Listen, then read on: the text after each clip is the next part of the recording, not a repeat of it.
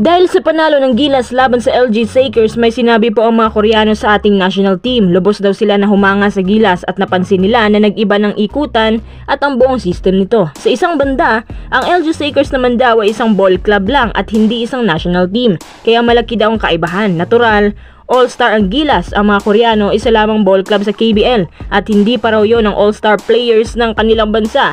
Natural matatalo daw sila. Agree ka ba sa mga sinabi nila? At mga quiz, may napili ng SMB na bagong import para sa Commissioner's Cup at ang import daw na ito ay mala Chris McCullough kung gumalaw. Diba? Ayos yan ah. Bago tayo magpatuloy, kung nais nyo suportahan ang aking channel, just click subscribe and share.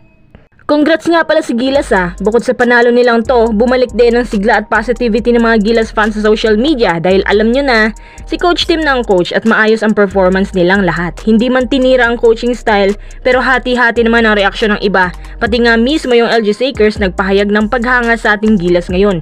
Pinuri nila ang ball rotation ng ating Gilas kasi ang ganda ng pasahan at chemistry. Yung alam mo na ganito talagang pinapairal, yung chemistry, especially with Justin Brownlee na ganito umaandar ang game kapag nandyan siya. Sa katunayan, napansin din ng mga Koreano yung systematic plays na nag-iba daw to kumpara sa dati na laging nababasa. Sa isang banda, ang LG Sakers daw ay isa lamang ball club sa KBL at ang Gilas natin national team. Pero may mga parte sa laban na muntik pa nga nilang matalo ang Gilas. Pero dahil ang Gilas nga ay national team kaya all-star ang selection nila. Kumpara mo sa KBL na hindi pa raw pang all-star ang players nila at hindi din pang national team ang galawan. Sa bagay na to, nahahati ang reaksyon ng mga tao. Yung iba agree sa statement na ito. Yung iba naman galit dahil masyado lang daw hater yung ibang Pinoy. Para sa akin mga quiz, dahil nga tune up lang to, iba ang galawan ng mga players pati nga mga Koreano. At kung sasabihin natin na siguro mahina lang ang LG Sakers dahil ball club lang sila, hindi sila pang national team.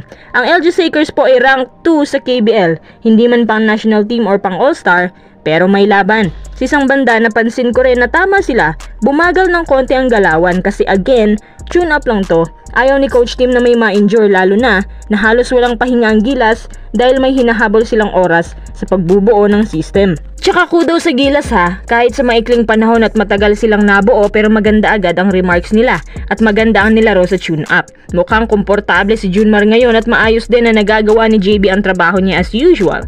Tapos special mention din tayo kay Arvin Tolentino sa kanyang 3-point shooting at kay Calvin Oftana. Maganda talaga kapag may big man tayo na shooter at may ibang player pa ang nabibigyan ng mahabang oras dahil kay CTC. Iba din talaga kapag ibang coach yung gagamitin natin no? Ang kailangan lang siguro nating pagtuunan ng pansin ay kapag nado-double team si JB. Hirap kasi siya kapag nangyayari sa kanya to. Pero kahit may double team, kapag maganda ang penetration natin sa labas, atin pa rin ang momentum. Lalo na medyo marami tayong shooters ngayon. Kung sa bagay, kapag totoo ng laban, lalo na kapag nakaharap na natin ang Jordan, dyan lang masusubukan kung talagang solid ang opensa natin sa kanila. Pangako ni Coach Tim, gagawin nila ang lahat para makuha nila ang ginto. Sa palagay niyo mga quiz, kaya ba natin silang lagpasan lahat?